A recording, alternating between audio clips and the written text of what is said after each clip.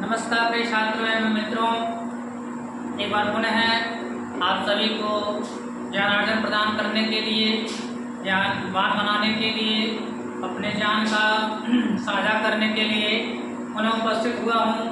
अब तक हम लोगों ने जो पढ़ा उसको आगे बढ़ाएंगे और आज से सभी वीडियोज आपको लगातार मिलने वाले हैं और जिससे आप अधिक से अधिक ज्ञान को प्राप्त कर सकेंगे। हम लोग संधि पढ़ रहे थे। संधि में हम लोग का पहचान क्या होती है, संधि किसे कहते हैं, संधि के संपूर्ण जो विश्लेषण होता है, ओवरव्यू जो होता है, हमने बता दिया था। आज हम लोग शुरू करने जा रहे हैं संधि का एक महत्वपूर्ण पार्ट है, इसका नाम है दीर्घ स्वर संधि। आते हैं, चलिए शुरुआत करते हैं। तो एक बार पुनः स्वागत करेंगे और आएंगे आप लोग ज्ञान की गंगा में। तो चलिए कहता है दीर्घ स्वर संधि। सबसे पहले बात ध्यान देने वाली है, स्वर संधि कार्यवश क्या होता है, संधि का सुनते हैं। संधि क्या होता है, हम बताए थे कि जब दो वर्ण मिले और दो वर्णों को मिलने के पश्चात, जैसे मान लीजिए ई और आ मिल रहा है, जब इन दो वर्ण मिल तो रहे हैं, मिलने का सिंबल क्या हो गया, ये चिन्ह क्या हो गया, प्लस हो गया। ये दो वर्ण मिल तो रहे हैं और मिलने के पश्चात जो इनके जो उच्चारण स्थान है आपस में जब मिल जाते हैं तो उसी प्रक्रिया को क्या कहते हैं, संधि कहते हैं। क्या कहते हैं, संधि कहते हैं। बस इसी बात को हमें आगे बढ़ाना कहता है कि संधि, यानी कि यहाँ पर क्या होगा, दो वर्ण मिलेंगे तो संधि होगी। लेकिन कौन से दो वर्ण मिलेंगे और कौन सा नया वर्ण बनेगा, ठीक इस वक्त देना है। तो एक ऐसी संधि जिनमें वर्ण मिलते हैं और वर्ण मिलने के पश्चात जो उनके उच्चारण स्थान में परिवर्तन होता है, और दोनों होने के पश्चात कौन से दो चीजें, वर्ण के मिलने के पश्चात और उच्चारण स्थान परिवर्तन होने के बाद जो स्वर बनता है, कौन सा स्वर बनता है, दीर्घ स्वर बनता है। कौन सा स्वर बनता है, दीर्घ स्वर बनता है। उस संधि का नाम क्या होता है, दीर्घ स्वर संधि होता है। कुछ पहले पढ़ा है ना, तो फिर समझिए। यानी कि एक ऐसी संधि जिसमें हम दीर्घ स्वर बनाते हैं। क्या बनाते हैं, दीर्घ स्वर बनाते हैं, उससे हम क्या कहते हैं, दीर्घ स्वर संधि कहते हैं। यानी कि एक ऐसी संधि जिसे हम या जिसके द्वारा हम दीर्घ स्वर का निर्माण करते हैं उसे हम क्या कहते हैं, दीर्घ स्वर संधि कहते हैं। ये तो सामान्य आपका ये होगा, सूत्र हो गया कि दीर्घ स्वर संधि किसे कहते हैं, एक ऐसी संधि या एक ऐसी स्वर संधि जिसमें हम दीर्घ स्वर का निर्माण करते हैं उसे हम दीर्घ स्वर संधि कहते हैं। इतना बात समझ आ गया। अब बात आती है दीर्घ स्वर कौन कौन से हैं, ध्यान दीजिएगा। यहाँ से बहुत सारी चीजें आपको मिलने वाली है। देखिए, पहला दीर्घ स्वर होता है आ, ई, उ, ए, आई,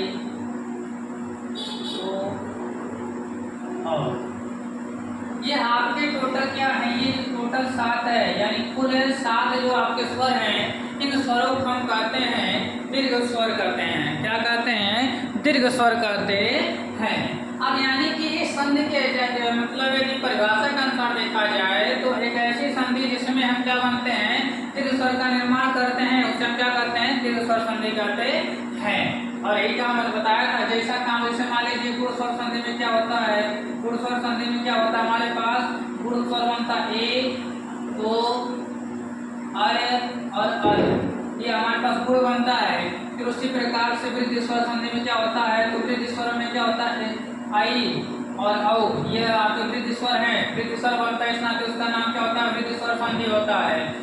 ए, ओ, अर, अल, ये गुण जो स्वर बनते हैं, इस नाते से इसका नाम गुण स्वर संधि होता है। इसी प्रकार से अय, आय, अव, आव, यानी अय आदि बनता है, अय आदि बनता है, इस नाते उसका नाम क्या होता है, अयादि स्वर संधि हो जाता है। इसी प्रकार से यण स्वर संधि, यण स्वर बनता है, यानी क्या, य, व, र, ल बनता है, ये क्या होते हैं, स्वर होते हैं, ध्यान दीजिएगा। यण बनता है, इस नाते उसका नाम क्या होता है, यण स्वर संधि होता है। उसी प्रकार से एक ऐसी संधि जिसमें दीर्घ स्वर बनते हैं उसे हम क्या कहते हैं, दीर्घ स्वर संधि कहते हैं। इतना बात क्लियर हुआ। लेकिन ट्विस्ट यहाँ पर आप देख रहे होंगे कि यहाँ पर ध्यान देने की बात ये है कि देखा जाए तो गुण स्वर संधि में देखेंगे, यहाँ पर जो दीर्घ स्वर है ये है तो आपके टोटल बन जाएंगे, ये जो तीनों हैं ये तो आपके मतलब किसमें आ जाएंगे, इसमें है। लेकिन देखेंगे यदि इसकी बात करें ए और ओ की, तो जानते हैं क्या कि ये गुण स्वर संधि में आते हैं, किसमें आते हैं, गुण स्वर संधि में आते हैं, और जो आपके ये और ये हैं ये किस में आते हैं, वृद्धि स्वर संधि में आते हैं। किसमें आते हैं, वृद्धि स्वर संधि में आते हैं। तो बात आती हमारा परिभाषा तो गलत हो गया, या तो इसे अपवाद कर दें अथवा परिभाषा को हम गलत कर दें, अथवा परिभाषा को हम सही रख देते और या तो उसको हमें अपवाद के रूप में सिद्ध करते हैं। यानी कि हम कह सकते हैं कि यदि यह सिद्ध करते हैं कि यह अपवाद है, यदि हम यह सिद्ध करते हैं कि यह दीर्घ स्वर संधि का जो ये है अपवाद है, तो इस विषय से देखा जाएगा तो व्याकरण की दृष्टि से यह आ जाएगा कि संधि के केवल कितने भेद होते हैं, एक ही भेद होते हैं, और बाकी क्या होते हैं, अपवाद होते हैं। हाँ, तो हम ये कह रहे थे यदि व्याकरण की दृष्टि से देखा जाए, यदि हम इसको यह सिद्ध कर देते हैं कि यह इसका यानी कि यह गुण और क्या है, वृद्धि अपवाद है, तो यानी कि इस हिसाब से देखा जाएगा तो जो स्वर यानी कि स्वर संधि के प्रकार बनेंगे, एक तो दीर्घ स्वर संधि हो जाएगा और दूसरा आपका क्या हो जाएगा, यण स्वर संधि हो जाएगा, तीसरा क्या हो जाएगा, आयामी स्वर संधि हो जाएगा। यानी कि इस हिसाब से देखा जाएगा तो आपकी जो स्वर संधि होंगी केवल कितने प्रकार की होंगी, केवल और केवल 3 प्रकार की होंगी। लेकिन वास्तव में इसका अर्थ यह होता नहीं है। वास्तविक अर्थ समझेंगे तो ध्यान दीजिएगा, क्योंकि हम जान रहे हैं कि भाषा जो ये हिंदी भाषा है, इसमें आपकी जो संधि है, जो प्रत्यय है, संधि है, समास है, संधि प्रत्यय संधि समास है, ये आपके संस्कृत व्याकरण से ग्रहित हुए हैं, और जो संज्ञा सर्वनाम विशेषण इत्यादि जो पाठ होता है वह आपके इंग्लिश ग्रामर से मतलब टेकअप किए गए हैं, दिए गए हैं। लेकिन हम अब समझते हैं आगे इसकी प्रक्रिया को कि इसका वास्तविक अर्थ क्या है। देखिए, हर एक संधि का एक सूत्र होता है, क्या होता है, सूत्र होता है, और उस सूत्र का कहता है, इसका जो सूत्र है कहता है कि अतः सवर्णे दीर्घ, क्या कहता है, अतः सवर्णे दीर्घ, इस संधि का सूत्र कहता है अतः सवर्णे दीर्घ। अब देखिएगा संस्कृत वर्णमाला में एक आता है माहेश्वर सूत्र है, और एक शब्द में कहें तो वर्णमाला को हम क्या कहते हैं संस्कृत में, माहेश्वर सूत्र कहते हैं। अब माहेश्वर सूत्र को यदि एक दृष्टि से देखेंगे तो उसमें कुछ चीजें बताई गई हैं, कुछ वर्णों के समूह को हम एक साथ रखते हैं और उस वर्णों के समूह को हम क्या कहते हैं, वर्णमाला कह देते हैं। और वह जो वर्णों का समूह है, कुल 14 वर्णों का समूह बनाया गया है, जिसे हम कहते हैं 14 माहेश्वर सूत्र। और वास्तव में यह जो माहेश्वर सूत्र है शंकर जी के डमरू से निकले हुए हैं, जिनके द्वारा हमें संस्कृत पढ़ने में बहुत ही आसानी सुगमता प्राप्त होती है, हमारा मार्ग बहुत ज़्यादा ही प्रशस्त होगा है उसे वर्णमाला के तहत है। तो उसी वर्णमाला को हम एक बार ध्यान देंगे, कहता है उस वर्णमाला को एक बार ध्यान दीजिएगा। पहला जो 14 सूत्र में से हैं, कुछ सूत्र बस लिखेंगे, ध्यान दीजिएगा। कुछ सूत्र है, पहला सूत्र कहता है अ ई उ द, दूसरा सूत्र कहता है अयुर ऋलिक एयस एवं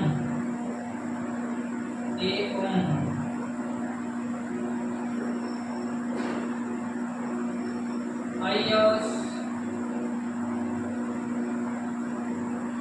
आयवर्ट गण यम गणनम, ऐसे करके आपके पास टोटल 14 सूत्र हैं। इसमें हमने कुछ ही बताया, देखिए ये वाला सूत्र हो गया, ये हो गया, ये हो गया। अब देखिए इससे बनाते हैं कुछ शॉर्ट ट्रिक बनाते हैं। देखिएगा आकर का मतलब क्या होता है, ध्यान दीजिएगा। आकर में देखिएगा, आकर जो शब्द दिया हुआ है इसको ध्यान दीजिए, आकर। अच्छा देखिए लास्ट काला वर्ड क्या है, अ। देखिए इसमें खोजिए कि अ कहाँ है, देखिए अ यहाँ है, अ यहाँ है। तो लास्ट वाले वर्ड को देखिए क कहाँ है, क देखेंगे यहाँ पर है। अब देखिए आकर का मतलब हो जाएगा अ से लेकर क तक, लेकिन ध्यान दीजिएगा क और यानी कि जो जितने लास्ट में हलंत वाले वर्ड हैं उसको हम ग्रहण करते हैं। ध्यान दीजिएगा, बनाते कैसे हैं, ठीक कैसे बनाते हैं, ठीक कहें और उसे कहें संस्कृत में करते हैं प्रत्याहार करते हैं, ठीक है। उस प्रत्याहार को बनाने का फलन यह कि किसी भी माहेश्वर सूत्र पर देखेंगे ये शुरू वाला वर्ड कहाँ है, उसके बाद लास्ट वाला वर्ड कहाँ है, दोनों को मतलब ध्यान से देख लेंगे और उसके बाद उसके बीच का लास्ट वाले को छोड़ करके उसके बीच का जो बचता है वो शुरू वाला जो होता है उसको लिख लेते हैं। अच्छा देखिए, यदि हम ध्यान दें इसमें तो अ क्या है, अ को तो लिखेंगे ही लिखेंगे, क्योंकि शुरू वाले को लिखेंगे और बीच वाले को लिखेंगे, लास्ट वाले को हम लोग छोड़ देंगे। तो अ, उसके बाद ई, उ, आगे है री, फिर उसके बाद क्या है री। अब का मतलब ये हो गया। अब कहता अक सवर्ण। अब देखिए ध्यान सुनिए, ये शब्द है सवर्ण। सवर्ण मतलब होता है सजातीय। क्या होता है? सजातीय स्वर। सजातीय स्वर कहिए अथवा व्यंजन भी कर सकते हैं, बशर्ते ये यहाँ पर बात हो रही है स्वर की, संध की। यहाँ पर हम ग्रहण करेंगे केवल स्वर को, तो सजातीय स्वर की बात करें। यानी कि देखेंगे आप, देखिए सजातीय स्वर क्या होता है, तो ऐसे स्वर, ध्यान दीजिएगा, ऐसे स्वर जिनका, यानी कि ऐसे दो स्वर जिनका आपस में जो उच्चारण स्थान होता है, क्या होता है, उच्चारण स्थान होता है या समान होता है। क्या होता है? उच्चारण स्थान है, समान होता है, उससे हम कहते हैं क्या, सजातीय स्वर कहते हैं। ऐसे दो स्वर है जिनका आपस में उच्चारण स्थान समान होता है, उसे हम क्या कहते हैं, सजातीय स्वर कहते हैं। जैसे एग्जाम्पल तौर पे देखेंगे, यदि जैसे देखे जाए, यदि अ को देखें और आ को देखें, इन दोनों वर्णों का जो उच्चारण स्थान है वह है कंठ। क्या है? कंठ है। यदि हम ई को देखें और फिर ई को देखें तो देखेंगे इसका जो उच्चारण स्थान है वह है तालु। क्या है? तालु है। इसी प्रकार से उ और उ को देखेंगे तो यह है ओष्ठ है। क्या है? ओष्ठ है। यदि री को देखेंगे, अब री का होता है मूर्धा। क्या होता है? मूर्धा होता है। अब ध्यान दीजिएगा एक बात को, यहाँ पर जितने की बात है कंठ, देखिए कंठ हो गया। क्या हो गया? कंठ हो गया। तालु, तालु किसके से ऊपर लगा, ई। ध्यान देंगे तो जीवा ऊपर चले जाएगा, ई, ध्यान दीजिएगा ई, ठीक है। उसका बाद ओष्ठ है। जैसे बोलेंगे क्या हो जाएगा? ओष्ठ, यानी ये ओष्ठ में से बोला गया। जैसे मान लीजिए कोई मतलब पगल ऐसे ओ ऐसे बोल पाएंगे नहीं। जैसे मान लीजिए इसको बंद कर दिया जाए तो ऊ बोलेंगे, निकाल जाए, बोल लीजिए। देखिए प्रयास करिएगा, यानी कि मुंह को ऐसे पकड़ लीजिए ऐसे, और उसके बाद ऊ को बोलने का प्रयास करिए। देखिए बोल लेते नहीं बोल लेते, 2 सेकंड टाइम में बोलिए, नहीं बोल पाएंगे। जैसे बोलिए नहीं बोल पा रहे ना, क्यों? क्योंकि ऊ, ये जो मुख की, यानी कि मुख की जो ये ओष्ठ है, इसकी सहायता से हम ऊ वर्ड को बोलते हैं। इस नाते इसका उच्चारण स्थान क्या हो जाएगा? ओष्ठ हो जाएगा। मूर्धा क्या होता है? जो ये मूर्धा मसूड़े होते हैं ना, मसूड़े नीचे, वहां पर नीचे री, यानी कि ऊपर जो ये तालु होता है, जो कटोरानुमा होता है, उसके नीचे वाला जो भाग होता है उसे कहते हैं मूर्धा। यह चीज यदि डिटेल में जानना है तो आप हमारे यूट्यूब चैनल पर जाकर चेक करिएगा, उच्चारण स्थान, वर्णों का उच्चारण स्थान चेक करिएगा, वहां पर मैंने विस्तार से बताया है, ठीक है। यहाँ पर केवल हमेशा नाम लिख कर बता रहे हैं, ठीक है। अब आगे चलते हैं, यानी कि यदि हम क्या, अब इस यानी कि सवर्ण हो गया। अब इसका क्या दीर्घ है। अब ध्यान दीजिएगा कि अक में जो हमारे पास जो अक मिला है, यानी कि इसका योग यदि हम अक, यानी क्या, कैसे सजाती, यानी क्या, सजाती है अक से करते हैं। किससे करते हैं? सजाती अक से करते हैं। यानी कि देखिएगा, जैसे मान लीजिए आ का सजाती हमें बता दीजिए आ होगा, ई का सजाती ई होगा, ऊ का सजाती ऊ होगा, री का सजाती री होगा। अब ध्यान दें कि ये आपस में क्या है? सजाती है। आ का सजाती अ है, आ का सजाती आ है, ई का सजाती ई है, ई का सजाती ई है, ऊ का सजाती ऊ है, ऊ का सजाती ऊ है, यानी कि आपस में सब क्या सजाती हैं। यानी कि यदि अक का योग आपस में फिर से अक का हो जाए, इस नाते क्या हो जाएगा? ये हमेशा क्या बनते हैं? दीर्घ। क्या बनते हैं? दीर्घ बन जाते हैं, दीर्घ अक बन जाते हैं। क्या बन जाते हैं? दीर्घ अक बन जाते हैं। क्या बन जाते हैं? दीर्घ अक बन जाते हैं। एक बार फिर से समझिएगा, अक सवर्ण दीर्घ है। अक का मतलब क्या होता है? अ, ई, उ, री और री, ठीक है। क्योंकि ये दो हिंदी व्याकरण में नहीं मतलब प्रयोग देने के आते हैं, इस नाते हम इसको चर्चा नहीं करेंगे। ध्यान दीजिए, केवल 3 शब्द की चर्चा करनी है हमें। अक के मतलब क्या होता है? अ, ई, उ, री और री, लेकिन ग्रहण किसको करना? केवल 3 को हिंदी व्याकरण में। कह रहा है कि इसके बाद इसका सजाती स्वर आ जाए। अब इसका सजाती मतलब क्या? ये इसका सजाती है पुल भी हो सकता है और इसका दीर्घ भी हो सकता है। यानी कि आ का सजाती कितना कोई सजाती पूछे कितने दो, तो अगर तो ये खुद हो जाएगा, दूसरा क्या हो जाएगा आ हो जाएगा, ये दोनों आपके क्या हो जाएंगे सजाती हो जाएंगे। यानी आ का योग अथवा आ से कर दिया जाए अथवा आ से कर दिया जाए तो दोनों स्थितियों में क्या होता है दीर्घ है, यानी क्या इन दोनों में जो दीर्घ होगा वो होगा क्या आउटपुट निकल, यानी क्या इनपुट यदि हम आ करें चाहे आ करें आउटपुट हमेशा क्या मिलेगा आपको आ मिलने वाला है। ठीक, समझ में आ गया होगा आपको, जहाँ तक समझ नहीं, बार फिर से बताते हैं। आकर सवर्णे दीर्घ का मतलब क्या होता है, अ का मतलब समझिए अ ई उ, ये हो गया। सवर्णे का मतलब क्या होता है सजाती स्वर होता है, यानी कि सजाती स्वर किसे कहते हैं, ऐसे स्वर जिनका आपस में उच्चारण स्थान समान होता है उसे कहते हैं सजाती स्वर कहते हैं। बात आती अ ई उ का सजाती स्वर क्या होगा, अ का सजाती स्वर अ भी होगा और आ भी होगा, ई का सजाती स्वर ई भी होगा और ई भी होगा, उ का सजाती स्वर उ भी होगा और उ भी होगा। यानी कि अ का योग अथवा अ से हो जाए अथवा आ से हो जाए तब भी क्या बनेगा, जैसे ध्यान दीजिएगा। यानी कि इसके अकॉर्डिंग देखा जाए तो यानी कि इस तेल में पहला देखा जाए यदि अ का योग हम अ से कर दें तो क्या बनेगा दीर्घ बनेगा, किसका दीर्घ बनेगा इसी का दीर्घ बनेगा। अथवा हम इसी का योग किससे कर दें, हम इसके दीर्घ से कर दें, किससे कर दें दीर्घ से कर दें तब भी क्या बनेगा यही बनेगा। अब इसी को उल्टा भी कर सकते हैं, तो हम यदि मान लीजिए हम आ का योग आ से कर दें क्या बनेगा आ बनेगा, अथवा मान लीजिए हम आ का योग आ से ही कर दें तो भी क्या बनेगा हमारा आ ही बनेगा। यानी कि ये चार हमारे पास केस आ जाते हैं। समझ में समझाया, इसी के चार लोग द्वारा हम यहाँ पर समझा सकते हैं। देखिए जैसे मान लीजिए अथवा यानी कि इस सूत्र के अनुसार देख लिया जाए कि यानी कि यदि अक का योग अक के साथ होगा, जैसे देखिएगा फिर से समझिएगा, अक का योग यदि अक के साथ होगा ये क्या बनेगा सजातीय नहीं दीर्घ अक बनेगा, क्या बनेगा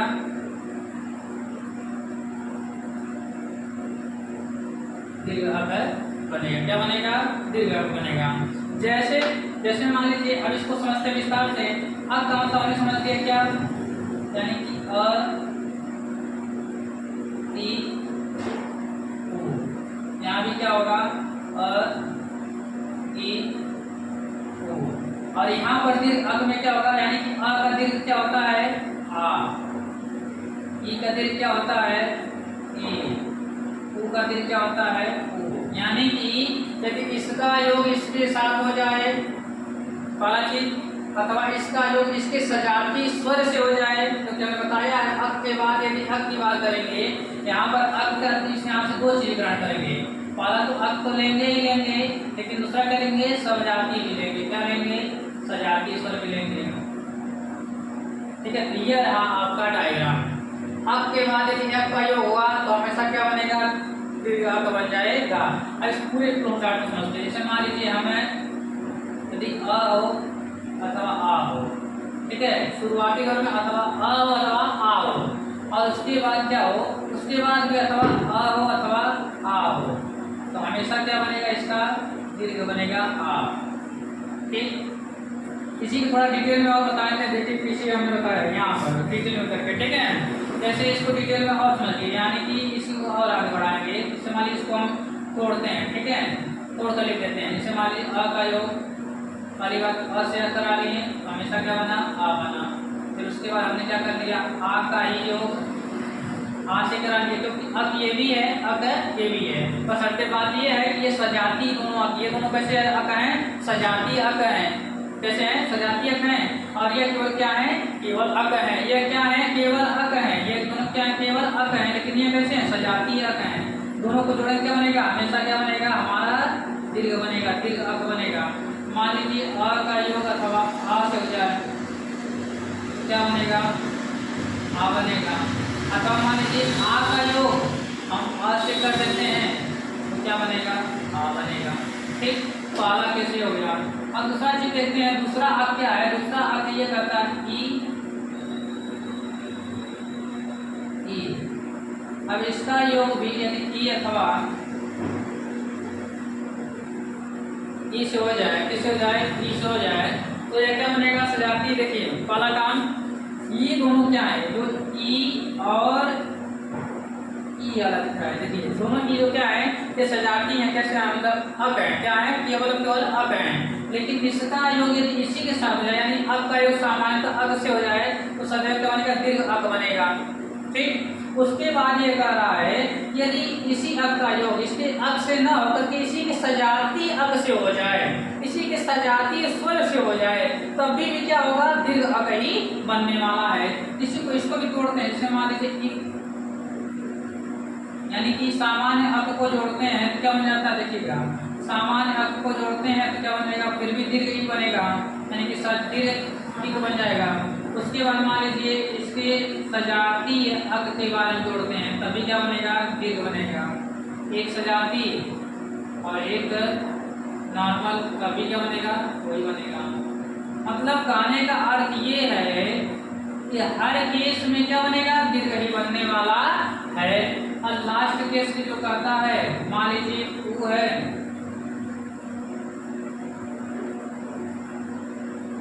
इसके बाद क्या बनेगा वही बनेगा। इसको भी तोड़ लेते हैं, देखिए ओ प्लस ओ बनेगा तो क्या बनेगा ओ बनेगा, फिर क्या ओ प्लस ओ बनेगा क्या बनेगा ओ ही बनेगा। फिर उसके बाद O plus O equal to O, फिर उसके बाद करा O plus O equal to. ठीक है, तो ये रहा आपका दीर्घ स्वर संधि का कुछ सामान्य फार्मूले। क्या रहा ये दीर्घ स्वर संधि का सामान्य ओवरव्यू रहा आपके सामने हमने रखा, उसका मतलब क्या होता है। अब तक हमने समझा दीर्घ स्वर संधि का मतलब क्या होता है। अब तक हम लोगों ने समझ लिया है कि दीर्घ स्वर संधि का मतलब क्या होता है। पहला से इसको डिवाइड कराते हैं। पहला से हमने ये बता दिया कि जिसका जैसा काम होता है उसी के अकॉर्डिंग उसका नाम होता है। यदि हम ज्यादा बोलते हैं तो हमें बातुनी कहा जाता है। जिसे मुरली को धारण करने वाला मुरलीधर कहलाता है। लोगों को डराने वाला राकेत विशतीत रावण यानी कि जिसके पास है जो डराने की क्षमता यानी जो डराता है उसे क्या कहते हैं रावण कहते हैं। जिसके पास 10 आनन है उसे कहते हैं दशानन कहते हैं। अर्थात जिसका जैसा पर्सनालिटी होती है उसी के अकॉर्डिंग उसका नाम रख दिया जाता है। तो दीर्घ स्वर संधि हमने ये बात की संधि क्या होता है हमने पहले चर्चा कर लिया है। लेकिन दीर्घ स्वर संधि क्या होता है तो एक ऐसी संधि जिसमें हम दीर्घ स्वर का निर्माण करते हैं। क्या करते हैं दीर्घ स्वर का निर्माण करते हैं, उसे हम क्या कहते हैं दीर्घ स्वर संधि कहते हैं। ये सामान्य सी परिभाषा हम लोगों ने देख लिया है। लेकिन दीर्घ स्वर में हम क्या सारे दीर्घ स्वर को ग्रहण करेंगे नहीं, केवल हम 3 दीर्घ स्वर को ग्रहण करेंगे, क्योंकि हमारा जो दीर्घ स्वर संधि का सूत्र कहता है अकर सवर्णे दीर्घ। अकर का मतलब क्या होता है अ ई उ री री। ये आपके कितने स्वर हैं 5 स्वर हैं, जिसमें से कितने ग्रहण करते हैं 3। अब का मतलब हमें समझिए अ ई उ होता है हिंदी में। इसके बाद सवर्ण मतलब क्या होता है, सवर्ण मतलब क्या होता है कि ऐसे 2 वर्ण जिनका आपस में उच्चारण स्थान क्या होता है समान होता है। यदि किसी का उच्चारण स्थान कंठ है यदि अगले का वर्ण तभी उसको हम सजाती स्वर उसका कहेंगे जब उसका भी उच्चारण स्थान क्या हो समान हो। जैसे यदि किसी का कंठ है तो अगले वर्ण जिसको हम सजाती कह रहे हैं उसका भी उच्चारण स्थान क्या होना चाहिए कंठ ही होना चाहिए। यदि मान लीजिए किसी का तालु है तो अगला वर्ण जिसको हम उसका सजाती कह रहे हैं वो उसका भी क्या होना चाहिए तालु होना चाहिए। यदि मूर्धा है तो मूर्धा होना चाहिए, दंत है तो दंत होना चाहिए, तालु है तो तालु होना चाहिए, नासिका है तो नासिका ही होनी चाहिए। यानी कि जैसा यानी कि एक वर्ण सजाती स्वर उसे ही कहेंगे। एक शब्द में कहा जाए तो 2 वर्ण जब आपस में एक ही स्थान से बोले जाते हैं, जब 2 वर्ण आपस में एक ही स्थान से बोले जाते हैं तब उसे हम क्या कहते हैं सजाती स्वर कहते हैं। जैसे इस हिसाब से देखा तो आ का सजाती स्वर क्या होगा आ का तो आ होगा ही होगा, उसके बाद उसका उच्चारण स्थान क्या होगा आ के समान होता है। यानी अ का 2 सजाती स्वर क्या लेगा आ। इसका कहता है ई का सजाती स्वर क्या होगा ई होगा, उ का सजाती स्वर क्या होगा उ होगा। अब अगर इन दोनों के लिए जोड़ते हैं यानी कि अब अगर यानी कि सामान्यतः यदि अक को जोड़ते हैं तो हमेशा क्या बनता है दीर्घ बनता है। अक को अक में जोड़ा जाए तो क्या बनता है, दीर्घ बनता है। लेकिन मान लीजिए उसको अक के साथ अक को न जोड़ करके, यानी अ के साथ अ को न जोड़ करके हम उसके सजाती स्वर को जोड़ते हैं, तब क्या होगा, कोई अलग बन जाएगा नहीं, तब भी क्या बनना चाहिए, दीर्घ ही बनेगा। क्या बनेगा, दीर्घ बनेगा। यानी कि दो चीजें हमने समझ लिया कि यदि अक का योग हम किससे कर दें, अक से कर दें अथवा सजाती अक से कर दें, तो दोनों ही केस में क्या बनने वाला है, दीर्घ अक बनने वाला है। यही आपका रहा ओवरव्यू। यदि कंक्लूजन हमने कहा, यदि कंक्लूजन कहें यानी कि निष्कर्ष हम करते हैं, तो निष्कर्ष हमारा यही निकलता है कि यदि हम अक का योग, यदि हम अक का योग अक से कर दें अथवा सजातीय अक से कर दें, अक का योग अथवा अक का योग अक से कर दें अथवा सजातीय अक से कर दें, तो इस दोनों ही क्रियाओं में सदैव जो बनने वाला है वह हमारा बनेगा क्या, दीर्घ अक ही बनने वाला है। यह रहा आपका पूरा निष्कर्ष। अब तक हमने जो पढ़ा उसका निष्कर्ष सही है, अब तक का निष्कर्ष यही है। आशा करते हैं इतना हम समझाने में समर्थ हुए होंगे। जिसको नहीं समझ में आ रहा होगा उसको 2 से 3 बार देखेगा, स्वतः ही समझ में आने वाला है।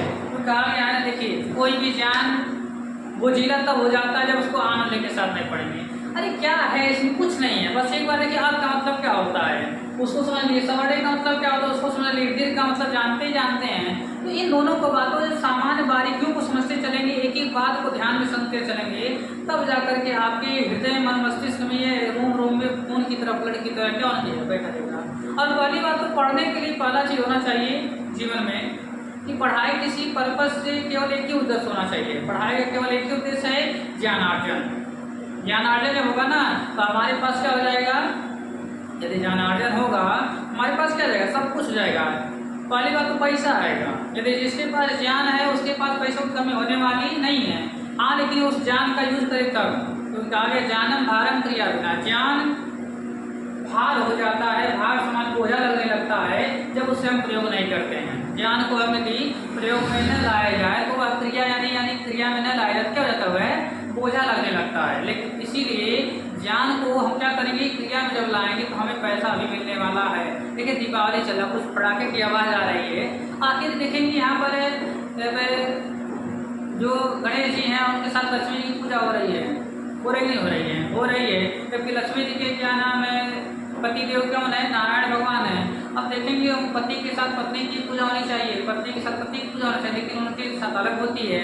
ऐसा क्यों है, क्योंकि बुद्धि के देवता कौन है, गणेश जी हैं। और जिसके पास बुद्धि होता है वह स्वतः उसके पास लक्ष्मी जी निवास करने के लिए आ जाती है। यानी दीपावली क्यों मनाई जाती है, क्योंकि यहाँ दीपावली में सबसे पहली बात तो समुद्र मंथन के दिन लक्ष्मी जी पैदा हुए थे, यानी उनका प्राकट्य हुआ था, इसलिए दीपावली मनाई जाती है। और यहाँ पर लक्ष्मी के साथ में नारायण भगवान की पूजा क्यों नहीं होती है, क्योंकि नारायण भगवान तो स्वयं करता धरता है, लेकिन लक्ष्मी हमें संकेत दिया जा रहा है कि हमें लक्ष्मी प्राप्त करना है, लक्ष्मी जैसी मेधा प्राप्त करनी है। तो पहले जो मेधा के देवता हैं यानी कि जो उसके दाता हैं, देने वाले हैं भगवान गणेश जी, उनके शरण में जाना होगा। समझने होगा मतलब क्या कन्फर्म है, होगा आपके पास यदि बुद्धि है तो आपके पास है लक्ष्मी आना तय है, बस उसके प्रयोग करना आना चाहिए। तो बस इसी पढ़िए, किसी परीक्षा को पाठ टाप करने की पढ़िए, कोई दिक्कत नहीं है, मना नहीं करें, अच्छी बात है, पढ़ना चाहिए। तो नहीं पढ़ाएंगे क्या होगा, लेकिन ध्यान दीजिए मेहनत करना पड़ेगा हमारी क्लास में। नोट्स बनाइए, इसका बढ़िया से अध्ययन करिए, इसको बढ़िया से पढ़िए। तो कहा गया उद्यमेन ही कार्याणि सिद्ध्यन्ति न मनोरथै, कोई भी कार्य सोचने मात्र से नहीं हो जाता है। उद्यमेन ही कार्याणि सिद्ध्यन्ति, उद्यम परिश्रम मेहनत लगन से यदि हम किसी चीज को करते हैं तब जाकर के वह कार्य पूरा होता है। न कि मनोरथ है, न मनोरथ है यानी केवल कल्पनाओं नहीं, यह करना है वो करना है, ये करना वो करना, इससे नहीं होने वाला है। क्या करना पड़ेगा, नहीं सोतस्य सिंहस्य, जैसे सोए हुए शेर के आगे भले ही क्या नाम जानवर कोई पड़ा हो, लेकिन जब तक शेर क्रिया नहीं करेगा, उसके पास जाकर उसको मार कर नहीं खाएगा, तब तक उसकी सुधा शांत होने वाली नहीं है। यानी कि सब कुछ करने से होता है। इसमें कहा गया ना नर हो न निराश करो मन को, कुछ काम करो जग में रहकर कुछ नाम करो। यह जन्म हुआ किस अर्थ आओ, समझो जिससे यह व्यर्थ ना हो। इस जीवन को कमाओ और व्याकरण सीखो। ठीक है, व्याकरण में इसका बहुत सारे उपादेयता हम सिखाएंगे, इंपॉर्टेंस क्या होती है। जैसे जैसे पढ़ते चले जाएंगे आपको सीखने को मिलते रहेंगे। अब आते हैं, इतना हम लोग समझ लिया, अब इसके बाद आगे चलते हैं। जैसे मान लीजिए अब यहाँ पर देखेंगे कि सामान्य चीज देखा जाए कि यहाँ पर एक चीज होती है, एकादेश की प्रक्रिया होती है। क्या होती है? एकादेश। जैसे देखेंगे हमने बताया था कि परिवर्तन जो विकार होता है वह 4 तरह का होता है। पहला होता है आदेश, दूसरा होता है आगम, तीसरा होता है लोभ, चौथा होता है प्रकृति भाव। ये हमने बताया था विकार कितने प्रकार के होते हैं। अब देखिएगा कि प्रकृति भाव, जो विकार हो गया, विकार क्या हो गया? आदेश, आगम, लोभ और प्रकृति भाव। यहाँ पर ध्यान दीजिएगा, यहाँ पर क्या हो रहा है? अच्छा होता है, ये 2 वर्ड मिल रहे हैं और एक वर्ड बन रहा है। 2 वर्ड मिल रहे हैं और एक वर्ड बन रहा है। 2 वर्ड मिल रहे हैं, क्या वर्ड बन रहा है? इसमें क्या होता है? आदेश होता है ना। क्या होता है? आदेश। यानी कि यहाँ पर क्या हो रहा है? क्योंकि एक ही वर्ड आ रहा है, इस नाते यहाँ पर एक का आदेश हो रहा है। यानी किसका आदेश हो रहा है? एक का आदेश हो रहा है। इस नाते हम इसे कहते हैं क्या? यहाँ पर क्या हो रहा है? एक आदेश हो रहा है। क्या हो रहा है? एक आदेश प्रक्रिया होती है। क्या होता है? एक आदेश प्रक्रिया संपन्न होती है। ठीक है, तो अब आगे चलते हैं। ठीक है, यानी कि इस पूरे प्रक्रिया में कौन सी क्या संपन्न होती है?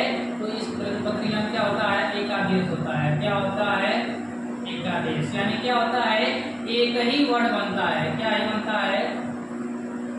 एक ही वर्ड बनता है। संधि के द्वारा कितने वर्ड बनते हैं? यहाँ पर लिख देते हैं, संधि के द्वारा कितने वर्ड बनते हैं? एक ही वर्ड बनते हैं। अब आगे समझते हैं, संधि के द्वारा एक वर्ड बनते हैं, तो यहाँ पर कौन सी प्रक्रिया होगी? एकादेश प्रक्रिया होगी। कोई पूछ भी सकता है एकादेश किसे कहते हैं, तो कहेंगे क्या?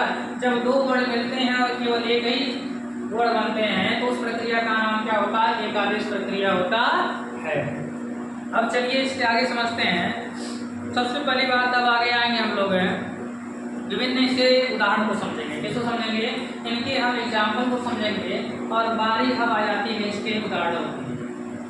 तो चर्चा विस्तृत होने वाली है, बहुत विस्तृत तो होगी, लेकिन एक बात ध्यान दीजिएगा, इस पूरी डिटेल में हम नहीं जा रहे हैं। ग्रामर को हम डिटेल उतना पढ़ाएंगे नहीं अभी। हमारा ये विचार है, पहले हम पूरी ग्रामर को एक ओवरव्यू के रूप में, सारांश के रूप में देख लेते हैं। उसके बाद एक ऐसी स्क्रीन में चलाऊंगा जिसमें संपूर्ण व्याकरण को बहुत ही विस्तृत ढंग से एक एक शब्द की मैं व्याख्या करते हुए, उच्चारण की व्याख्या करते हुए, स्थान की व्याख्या करते हुए, मतलब डीपली हम लोग समझेंगे कि कैसे कैसे ये व्याकरण की पूरी, मतलब एक ये कह सकते हैं कि आपको एक अमृत प्लस मिलने वाला है। और वो अमृत प्लस में अमृत नहीं रहेगा, वो ज्ञान रूपी अमृत रहेगा। क्या रहेगा उसमें? वो पीने वाला अमृत नहीं रहेगा, उसमें ज्ञान का अमृत भरा रहेगा। किसका भरा रहेगा?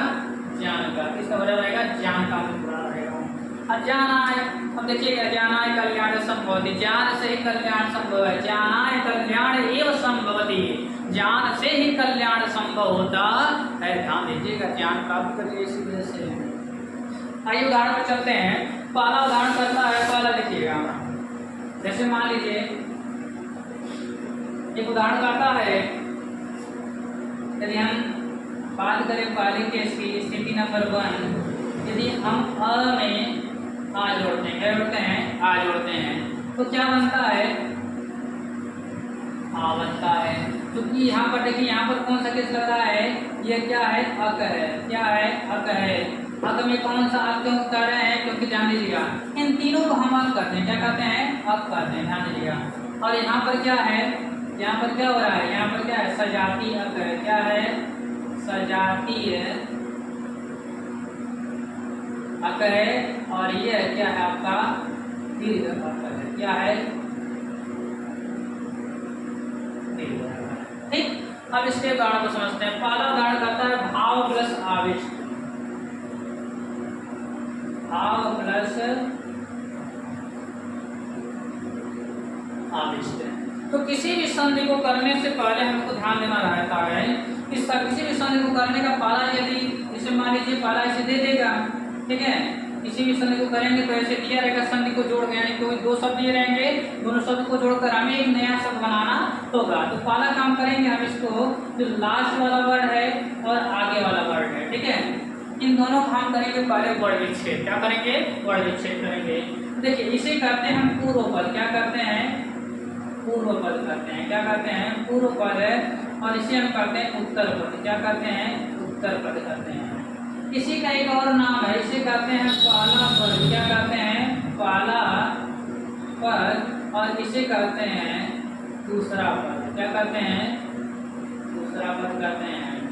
यानी कि संधि में जो संधि विग्रह, यानी देखिए क्या यहाँ पर जो संधि विच्छेद के पूर्व में, यानी कि प्लस के पहले, यानी संधि विच्छेद के पूर्व वाले शब्द को, संधि विच्छेद के पूर्व वाले शब्द को हम कहते हैं पूर्व पद, और संधि विच्छेद के बाद वाले शब्द को हम क्या कहते हैं? उत्तर पद कहते हैं। यानी कि संधि विच्छेद अभी हुआ नहीं है। संधि विच्छेद के बाद का मतलब ये नहीं कि संधि विच्छेद हो गया है। संधि विच्छेद ये चीज लिखवाते हैं हम, तो संधि विच्छेद कहते हैं, ठीक नाम देते हैं। अब इन संधि विच्छेद के बाद वाले को हम क्या कहते हैं? हम उत्तर पद कहते हैं। क्या कहते हैं? उत्तर पद कहते हैं, अथवा क्या कहते हैं? दूसरा पद कहते हैं। अब इन पहले पद, यानी कि पहला पद देखेंगे, आप ध्यान लीजिएगा, अब पहले पद है और उत्तर पद, यानी पहला पद दूसरा पद का वर्ड देखेंगे। यानी पहले पद का अंतिम वर्ड क्या है? व, और इसके आगे क्या है? आ, ठीक है। अब इसको जब अब टुकड़ा करें, उसको टुकड़ा करिए। अ में क्या है? व में क्या है? अ, और आगे क्या है? आ। अब दोनों जोड़िए। अच्छा देखिए यहाँ पर व में आ जोड़ेगा तो जब भी वही हो जाएगा, यहाँ पर जोड़ने की आवश्यकता नहीं है। लेकिन अ में आ जोड़ेंगे तो हमें पता है यदि यह क्या है? सामान्यक है या सजातीयक है, दोनों जोड़ते हैं क्या बन जाता है? दीर्घ अ बन जाता है। क्या बन जाता है? दीर्घ बन जाता है। और इसका दीर्घ अब क्या होगा? आ होगा। क्या होगा? आ। यानी कि ये दोनों मिलकर क्या बना लिए? आ बना लिए। यानी कि हमारे पास सब क्या बचा? व प्लस आ। अब यहाँ पर क्या कर लेंगे? इसका नहीं तो होगी नहीं, यहाँ पर संयोग हो जाएगा। तो व में आ जोड़ेंगे क्या बनेगा? वाह बनेगा। क्या बनेगा? वाह बन जाएगा। तो हमारे पास सब शब्द देखते हैं, क्या बनेगा? भा शब्द था, व को हटाए थे तो व का वाह हो गया। आगे यहाँ हट गया था, आगे क्या बचा है? विष्ट। क्या बना है? विष्ट। तो सब बन जाएगा क्या? भावाविष्ट। भावाविष्ट। आविष्ट मतलब क्या होता है? लिप्त। यानी कि भावों से जो भरा हुआ है। किससे भरा हुआ है? भावों से जो भरा हुआ है उसे क्या कहते हैं? भावाविष्ट कहते हैं। क्या कहते हैं? भावाविष्ट कहते हैं, ठीक है। अब इसके बाद समझते हैं अगला शब्द कहता है शीत प्लस आकुल।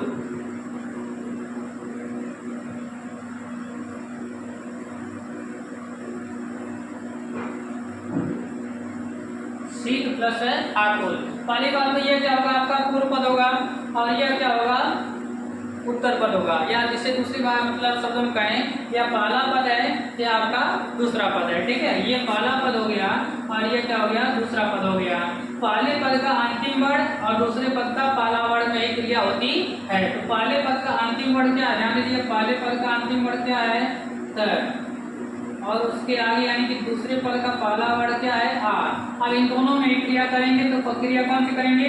वर्ण विच्छेदन की क्रिया हम संपादित करेंगे। तो वर्ण विच्छेद ऐसा करिए। तो वर्ण विच्छेद जब करते हैं तो हमें मिलेगा त प्लस अ। क्या बनेगा? त प्लस अ और आगे क्या है? आ। यहाँ पर देखेंगे इसके बीच संयोग हो जाएगा, तो संयोग अभी करना नहीं है। संधि करेंगे तो यहाँ देखेंगे अ और आ के बीच संधि हो रही है, तो क्या लगेगा? अ और आ मिलकर क्या बनता है? आ बनता है। क्या बनता है? आ बनता है। कुछ संधि के नियमानुसार, दीर्घ स्वर संधि के नियमानुसार क्या रहेगा? तन आज क्या रहेगा? ता। क्या बन जाएगा? ता। अब क्या रहेगा? शीत में था, ध्यान दीजिएगा, हमारे पास सी था, तो हटा करके क्या होना? त में क्या हो गया? ता हो गया, यानी कि ता हो जाएगा। और आगे कुल था तो क्या हो जाएगा? कुल, यानी क्या हो जाएगा? सीताकुल। सीता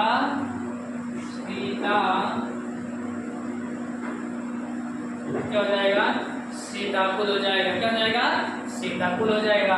शीताकुल मतलब जानते हैं ठिठुरा हुआ, शीत से आकुल मतलब क्या, परेशान हुआ, यानी कि ठिठुरा हुआ, उससे व्याप्त है, यानी कि जिसके अंदर यानी से ठिठुरा हुआ है, इसे ठिठुरा हुआ है। ठंडी का मौसम आ गया है, सबको रजाई बढ़िया लगेगी, लेकिन आप लोग को रजाई बढ़िया लगनी नहीं चाहिए, लेकिन लगती है तो रेस्टोरेंट जाकर क्या करेंगे आप, हमारा वीडियो देखेंगे। ठीक, अब ध्यान दीजिए, शीत से आकुल मतलब क्या, शीत से व्याप्त हुआ है, जिसके अंदर क्या है, ठंडक क्या हुई है, बैठ गई है, उसे क्या कहते हैं, शीताकुल कहते हैं। उसके बाद ध्यान दीजिए, इस शब्द है गर्भ प्लस आधार। अब इस प्रकार से शब्दों का हम व्याख्या नहीं करेंगे, आगे अब जो बताया है उसको करेंगे, ठीक है। गर्भ प्लस आधान, देखिएगा अब यहाँ पर क्या करें, गर्भ, अब इसमें ध्यान दीजिएगा, कुछ लोग गड़बड़ जाता है कि र लिखें कि भ लिखें, पहले की लिखें, ध्यान दीजिए, पहले जो उच्चारण करिए, उच्चारण में जो पहले आ रहा है उसी के अकॉर्डिंग लिख लीजिए। हमको लास्ट वाला वर्ड देखना रहता है, तो कहिए गर्भ, भ में र लास्ट में आ रहा है कि अ लास्ट में आ रहा है, अथवा र पहले आ रहा है कि पहले भ आ रहा है। गर्भ में पहले र आ रहा है कि पहले भ आ रहा है। जो पहले आ रहा है वो आपका क्या होगा, पूरा नहीं होगा, आधा होगा, और जो बाद में आ रहा है वो पूरा होगा। क्या होगा, जो पहले आ रहा है वो आधा होगा, जो बाद में आ रहा है वह पूरा होगा। तो पहली बात ध्यान दीजिए, गर्भ में ग, देखिए ग र भ, यानी कि भ से पहले क्या आ रहा है, र आ रहा है, अब तो क्या जाएगा र, यानी आधा हो जाएगा।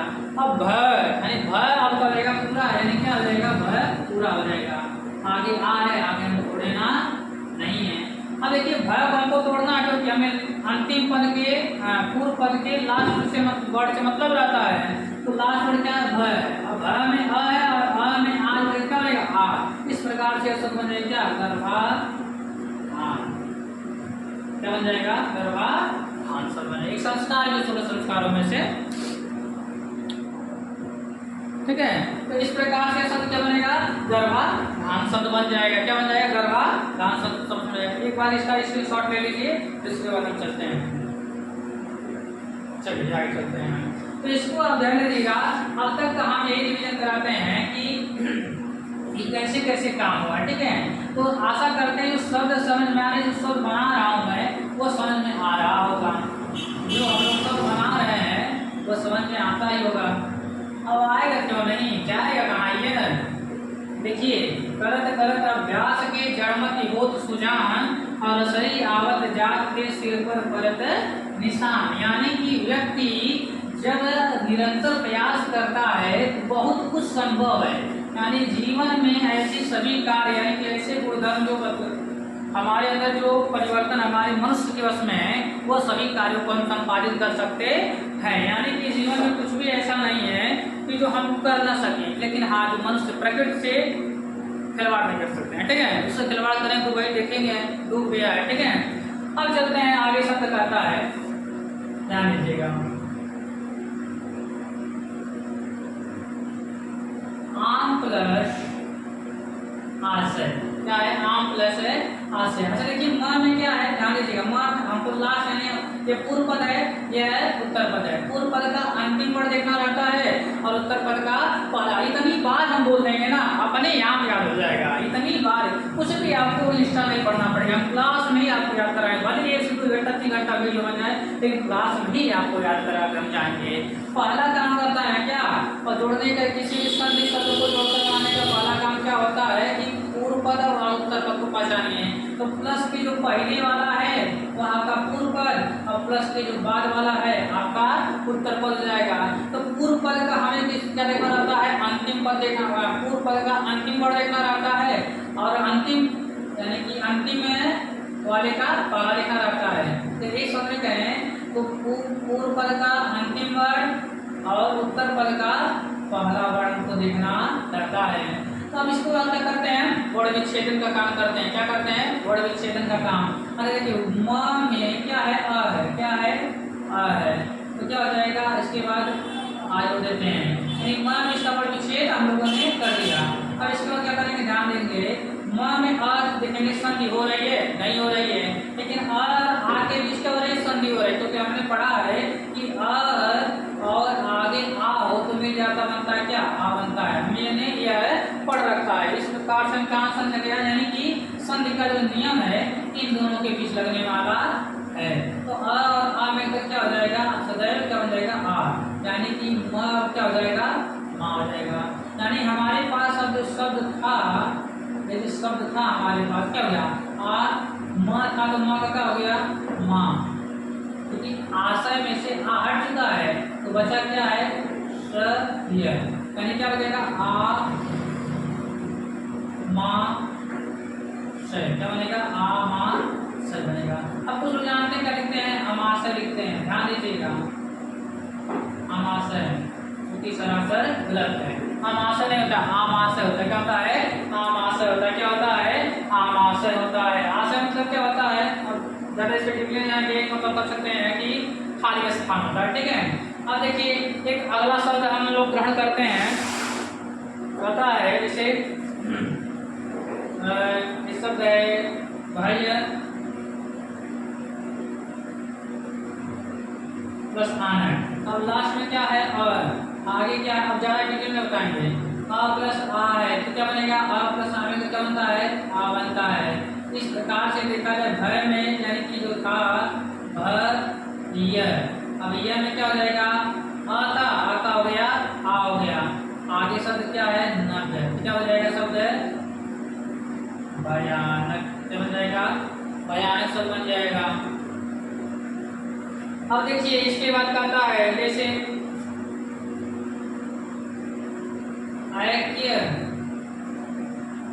प्लस आत्मा, क्या कहता है, ऐक्य प्लस है आत्मा, क्या कहता है, ऐक्य प्लस है आत्मा, मतलब क्या, एकता का जो भाव है उसे कहते हैं ऐक्य, और एकता का भाव जिस शरीर में जिस आत्मा में निवास होता है उसे कहते हैं ऐक्यात्मा। क्या कहते हैं, ऐक्यात्मा, ऐक्यात्मा, ठीक है। अब देखिए यह में क्या नहीं, यह पूर्व पद है, यह है उत्तर पद है। पूर्व पद में क्या देखते हैं, पूर्व पद का हम अंतिम वर्ड देखते हैं और उत्तर पद का प्रथम वर्ड देखते हैं। तो पूर्व पद का अंतिम वर्ड क्या है, यह, और उसके उत्तर पद का प्रथम वर्ड क्या है, आ। यह को यदि हलन करेंगे तो क्या बनेगा, अ, और आ में क्या है, आ, और आ की संधि की प्रक्रिया देखने को हमको मिल रही है, तो क्या बन जाएगा, यह प्लस है आ, तो जब यह प्लस आ मिलकर बनेगा क्या बनेगा, या, यानी क्या बनेगा, ध्यान दीजिएगा हमारे पास ऐक्य, लेकिन ये क्या हो गया, या, आगे आ उड़ गया है, आगे क्या बचा है, में क्या बनेगा, ऐक्यात्म, क्या हो जाएगा, ऐक्यात्म, क्या बन जाएगा, ऐक्यात्म। इसके बाद बनता है इस देखिए पूर्ण प्लस है आहुति। आहुति कुछ लोग बोलते हैं, गलत शब्द है, ध्यान दीजिएगा, आहुति बोलते हैं, आहुति, ये सब बोलते हैं सब लोग, ध्यान दीजिएगा, आहुति शब्द गलत है, ठीक है। आहुति नहीं होता, आहुति होता है, क्या होता है, आहुति होता है। ध्यान दीजिएगा शब्दों को निकालिए। तो देखिए पूर्व पद का अंतिम वर्ड क्या है, अब ध्यान दीजिएगा, हमने बता दिया है, इसके बाद क्या करेंगे, हम विच्छेदन की प्रक्रिया चालू करेंगे। ड में अ है और आगे आ है, यहाँ पर संधि के नियम लागू हो रहे हैं और संधि के नियमानुसार क्या होता है, आ प्लस आ मिलकर क्या बन जाएगा, आ। अब ड में क्या हो गया, आ, यानी क्या शब्द बन गया, डा, यानी कि अब यह शब्द क्या बन जाएगा, पूर्ण, ड में क्या हो गया, डा, आगे शब्द क्या है, बुद्धि, क्या बनेगा, पूर्णा बुद्धि शब्द बन जाएगा, क्या बन जाएगा, पूर्णा बुद्धि शब्द बन जाएगा। इसी प्रकार से मान लीजिए क्या है, भय प्लस आकांत मतलब डरा हुआ, भय से डर गया, यानी भय आकांत मतलब, आकांत मतलब बहुत ज्यादा, आकांत मतलब बहुत ज्यादा, भय मतलब बहुत डर जो है, यानी कि मन की एक दशा है जिसमें हमें तो हर चीज से क्या लगता है, भय लगता है, डर लगता है, दिल सहन से जाता है, उसे कहते हैं भय करते हैं। तो देखिए पूर्व पद है, ये उत्तर पद है, पूर्व पद का अंतिम वर्ड क्या है, ये, और आगे उत्तर पद का पहला वर्ड क्या है, आ, यह में अ है, आ में इसके बाद क्या, आ, क्या बनेगा, शब्द बन जाएगा या, यानी क्या हो जाएगा, भ या क्रांत, क्या बन जाएगा शब्द, भयाक्रांत बन जाएगा, क्या बन जाएगा, भयाक्रांत शब्द बन जाएगा, यानी क्या, बहुत अधिक डरा हुआ बन जाएगा, शब्द बन जाएगा। जैसे मान लीजिए अगर कोई कम भोजन करता है, जैसे देखिए मित प्लस कम भोजन, मित मतलब क्या होता है, कम, ठीक है, मित मतलब क्या होता है, कम, यानी ध्यान दीजिएगा। अब देखिए पूर्व पद हो गया या उत्तर पद हो गया, पूर्व पद का अंतिम वर्ड क्या है, त, क्या है, त में क्या, उसका उत्तर पद का क्या है, आ। अब ध्यान देंगे पूर्व पद का जो अंतिम वर्ण हमने प्राप्त किया है उसको हलन कर देंगे, यानी वर्ण विच्छेद कर देंगे। अब त में जब आ करने के बाद जो आ बचेगा तब बचेगा ता, त के साथ बचेगा ता, यानी क्या शब्द बनेगा मी ता आर। क्या बनेगा शब्द मिताहार। क्या बन जाएगा शब्द मिताहार बन जाएगा। इसी प्रकार से आगे देखिए एक शब्द कहता है प्राण प्लस आयाम। आयाम मतलब उतार चढ़ाव, उदाहरण मतलब क्या होता है उतार चढ़ाव। इसमें कहते हैं जीवन के विभिन्न आयाम होते हैं, यानी क्या जीवन में अलग अलग आयाम होते हैं, हमारे अलग अलग पहलू होते हैं, ठीक है, ये दशा होती है, ठीक है। प्राण आयाम यानी कि प्राण के अलग अलग जो स्तर होते हैं उसको पहुंचाया जाता है विभिन्न क्रियाओं के द्वारा, उसे करते हैं प्राणायाम। यानी जो प्राण के अलग अलग 5 प्रकार के प्राण होते हैं ना, प्राण अपान समान व्यान उदान समान, ठीक है, यह 5 प्रकार के प्राण होते हैं। अब इस पांचों प्राण को जो अलग अलग स्थितियों में लाते हैं तो लाने में जो क्रिया होती है उसे करते हैं क्या प्राणायाम करते हैं। अब देखिए पूर्व पद का अंतिम वर्ण क्या है द, और उत्तर पद का पहला वर्ण क्या है आ, ड़ में क्या है अ, क्या है अ, आगे क्या है आ, यदि दोनों के क्या बनेगा आ, क्या बनेगा प्राणायाम। क्या बन जाएगा शब्द प्राणायाम शब्द बन जाएगा। क्या शब्द बन जाएगा प्राणायाम बन जाएगा। एक शब्द और बहुत इंटरेस्टेड है, कह रहा कि छात्र प्लस आवास, यानी ये छात्र प्लस आवास क्या जाएगा, क्योंकि छात्र प्लस आवास यानी छात्र क्या ध्यान दीजिए, ये क्या है पुल्लिंग है, क्या है पुल्लिंग है, ठीक है। अब त्र में क्या ध्यान दीजिएगा, अब त्र का जैसे देखेंगे त प्लस र प्लस अ, ठीक है, ऐसे टूटेगा। त्र का जैसे ध्यान दीजिएगा, एक बात याद कर लीजिए, जैसे मान लीजिए जो ज्ञानी होता है उसमें ज प्लस या प्लस अर आता है, और त्रिशूल जो होता है उसमें त प्लस र प्लस अ, उसके बाद जो स्र होता है वह बनता है स प्लस र प्लस अ से मिलकर बनता है, ठीक है। तो त प्लस र प्लस अ मिलकर क्या त बनेगा। और आगे क्या है आवास, आवास में से पहला हमें ले रहा है क्या आ, और देखिए अ प्लस आ मिलकर क्या बनेगा आ बनेगा, क्या बनेगा आ। अब जोड़ दीजिए छात्र त र मिलकर क्या बनेगा आधा त्र बन गया, अत्र आधा है, आधा में क्या बनेगा पूरा बनेगा आ, क्या बनेगा छात्रा, आगे क्या है वास, क्या बनेगा शब्द है छात्रावास।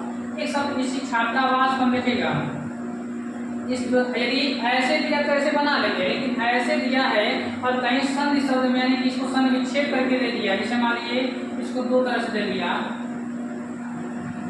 छात्र प्लस आवास, और इसको दूसरे तरीके से दिया छात्रा प्लस आवास। तो दोनों ही स्थितियों में दोनों ही सही, क्यों, क्योंकि छात्रा में लास्ट में क्या है आ, और यहाँ क्या है आ, हम दोनों ही बता रही हैं, दोनों स्थिति में क्या बनेगा आ ही बनेगा। यानी क्या इस छात्रावास को हम दो प्रकार से संविच्छेद कर सकते हैं, एक छात्र प्लस आवास और दूसरा छात्रा प्लस आवास। क्यों, क्योंकि यहाँ छात्रावास यानी क्या जो हॉस्टल होता है वो गर्ल्स हॉस्टल भी होता है और बॉयज हॉस्टल भी, दोनों उपलब्ध हमारे समाज में है, ठीक है। यह है दोनों ही जो आपकी व्यवस्थाएं हैं हमारे आज वर्तमान में उपस्थित हैं। छात्र अलग मतलब आवासीय व्यवस्था में रहते हैं और जो छात्राएं हैं वो अलग आवासीय व्यवस्था में रहते हैं, तो दोनों ही शब्द हमारे लिए क्या हो जाएंगे सही हो जाएंगे। इसके बाद कहता है मान लीजिए एक शब्द है जो सुने भी होंगे आप लोग, आय प्लस आवर्त। आवर्त मतलब क्या होता है, सुने होंगे पीरियड, क्या होता है पीरियडिक टेबल सुने होंगे, आवर्त सारणी, यानी कि आवर्त मतलब क्या होता है, इसे मतलब है कह सकते हैं कि ढका हुआ, इसका कहते हैं एक आवर्त। एक आवर्त मतलब क्या एक चक्कर कह सकते हैं, यानी ऐसा यानी कि गिरा हुआ, आवर्त मतलब क्या गिरा हुआ कह सकते हैं। आर्यों से जो स्थान विशेष गिरा हुआ था पहले उसका नाम क्या था आर्यावर्त था। अब इस शब्द को देखिए आर्य में क्या देगा यह, आगे क्या है आ, तो यह प्लस आर्य क्या बनेगा या, तो शब्द क्या बन जाएगा आर्या वर्त, क्या बनेगा आर्या वर्त शब्द बनेगा, क्या बनेगा आर्या वर्त शब्द बन जाएगा, क्या बनेगा शब्द है आर्या वर्त शब्द बनेगा। देखिए ये कितना सरल लग रहा है, ये सब देखिए कितना सरल लग रहा है, नहीं लग रहा है। अब हम कुछ शब्द देखते हैं कि जो तोड़ करते हैं, मतलब पूरा शब्द दिया हो और उसको हमको तोड़ कर बनाना हो, ठीक है। हमको ये सुना लीजिए इतना तो आइडिया लग गया किसी शब्द को हमें यदि तोड़ तोड़ के दिया हुआ है उसको जोड़कर हम कैसे नया शब्द बना लेंगे। अब हम लोग हमारा प्रयास ये रहेगा कि कैसे कोई शब्द दिया हुआ है, बड़ा बड़ा मतलब शब्द दिया हुआ है, उसको तोड़ कर कैसे बनाएंगे, हमें कैसे पता चलेगा कि ये दीर्घ स्वर संधि का उदाहरण है। तो उसके लिए कुछ शब्द लेते हैं, जैसे मान लीजिए शब्द है हास्यास्पद। क्या शब्द है? हास्यास्पद। तो पहला चीज हम देखेंगे कि इसका वर्ण विच्छेद करेंगे। ध्यान दीजिएगा, इसमें जब कर रहे हैं तो केवल पूर्व पद और अंतिम यानी उत्तर पद के ही वर्णों को हम वर्ण विच्छेद कर रहे हैं, लेकिन यहाँ पर हम क्या करेंगे, पूरे को करेंगे। तो करिए, पहले ध्यान दीजिएगा, देखिए ह प्लस आ, स प्लस य प्लस आ प्लस स प्लस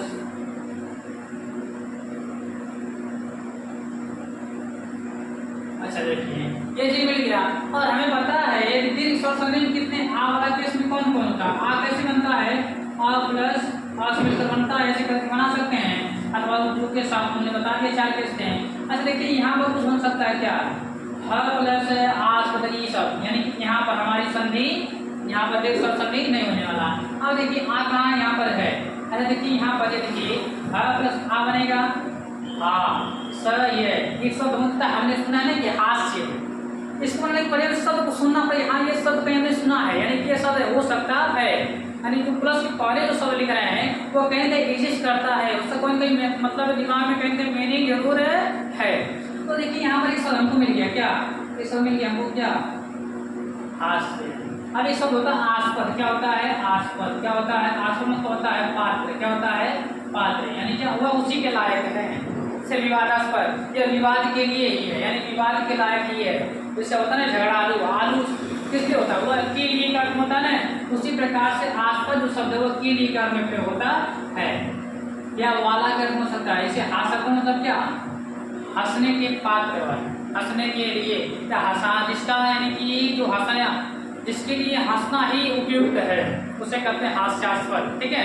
अब देखिए आगे क्या है, हास हो गया, आगे दिया है पद है, यानी सब कुछ शब्द बनता नहीं है, यानी शब्द बनेगा आस्पद। क्या बनेगा शब्द?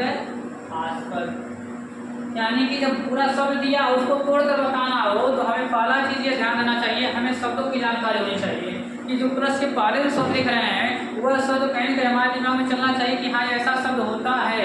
और प्लस के जो बाद में लिख रहे हैं वो अभी शब्द हमें पता होना चाहिए कि यह शब्द जो कहीं न कहीं एग्जिस्ट करता है और ये सब सही भी है। एक और समझते हैं, इसे मान लीजिए, अब देखिए ये थोड़ा बहुत जो सुनने में आपको कितना प्यारा अगला शब्द देते हैं, एक शब्द है सिंहासन। लिखा है सिंहासन, हमको यहाँ पर दोनों फैला रहा है, आसन भी एक शब्द होता है और सिंह भी एक शब्द होता है। तो यहाँ पर देखेंगे, अब यहाँ पर देखिए